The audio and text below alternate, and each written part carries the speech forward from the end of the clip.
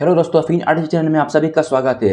तो अगर आप लोगों ने ये गेट इट नाउ एप्लीकेशन से लोन लिए होंगे तो आज की इस वीडियो पे ये आपके लिए बहुत ही इंपॉर्टेंट है, क्योंकि अगर आप यहाँ से लोन लेकर रिपेमेंट नहीं करेंगे तो क्या आप बहुत बुरी तरीके से फंस जाएंगे। इसके बारे में आज बात करेंगे और साथ ही में ये जिन लोगों को इस एप्लीकेशन से लोन नहीं मिलता है ये भी मैं आपको बताऊंगा कि कैसे आप यहाँ से लोन ले सकते हैं। और सबसे पहला इंपॉर्टेंट चीज़ कि आपको यहाँ से रिपेमेंट करना चाहिए या नहीं। अगर रिपेमेंट नहीं करेंगे तो आप क्या क्या प्रॉब्लम फेस करेंगे। तो बिना टाइम वेस्ट के वीडियो को शुरू करते हैं। सबसे पहले मैं खुद यहाँ पर get it now application open करके दिखा देता हूँ कि मेरा यहाँ से कितना लोन चल रहा है।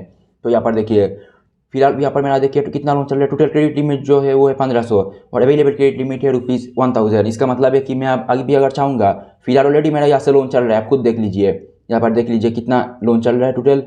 यहाँ पर देखिए 4 दिसंबर को ही मेरा EMI है। एक है ₹192 और दूसरा है ₹384। यहाँ पर देखिए जो इंस्टॉलमेंट है मेरा टोटल यहाँ से ऑलरेडी लोन चल रहा है। उसके बाद भी मुझे अभी भी यहाँ से 1000 का क्रेडिट लिमिट मिल रहा है। मतलब मैं अगर चाहूँगा तो यहाँ से अभी यहाँ से 1000 रुपीज़ तुरंत इंस्टेंट ले सकता हूँ अभी फ़िलहाल।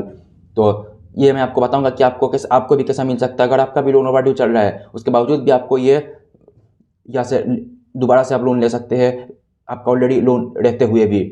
तो इसके बारे में बात करते हैं। सबसे पहले आप बात करते हैं कि अगर आप यहाँ से रिपेमेंट नहीं करेंगे तो आपके साथ क्या क्या प्रॉब्लम होगा। सबसे पहले तो यहाँ से देख लीजिए, ये जो गेट इट नाउ एप्लीकेशन है ये आपका है RBI रजिस्टर्ड एप्लीकेशन। तो ये मतलब अगर आप यहाँ से डिफ़ॉल्ट कर देंगे, लोन पेमेंट नहीं करेंगे, तो सबसे पहला जो इम्पैक्ट पड़ेगा वो तो पड़ेगा चलिए आपका सिविल स्कोर में, जिसके कारण आपको फ्यूचर में दिक्कत होगा लोन मिलने में।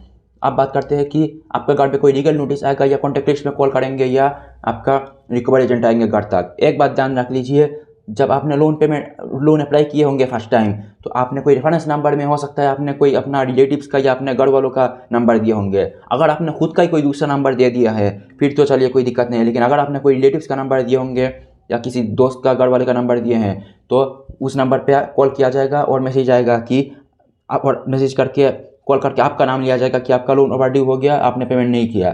तो आपको इस केस में क्या करना चाहिए, देखिए अगर आपने किसी रेफरेंस नंबर पे कोई रिलेटिव्स का नंबर दे दिया और आप चाहते हैं कि कोई कॉल मतलब ना जाए, तो आप एक चीज़ कर सकते हैं, यहाँ से एक्सटेंड कर सकते हैं। तो EMI या फिर EMI पे कर सकते हैं फुल EMI, नहीं तो आप चाहेंगे तो लोन एक्सटेंड भी कर सकते हैं। जैसे मान लीजिए इस पे करेंगे तो यहाँ पर देखिए सिर्फ 60 रुपये में देखिए पूरा 30 दिन का लोन एक्सटेंड हो जाएगा। आप खुद देख लीजिए, अगर आप चाहेंगे आप खुद देख लीजिए। अगर मान लीजिए आपके पास 384 रुपये नहीं है तो 60 रुपये से आप पूरा 30 दिन का एक्सटेंड भी कर सकते हैं। इसीलिए ये लोन एप्लीकेशन मुझे बहुत बढ़िया लगता है कि एक्सटेंड का ऑप्शन रहता है और उतना एक्सटेंड में ज़्यादा पैसा नहीं लगता। ये बात देखिए, उसी तरह 192 रुपये अगर नहीं है तो 30 रुपये में भी एक्सटेंड कर सकते हैं पूरा 30 दिन का।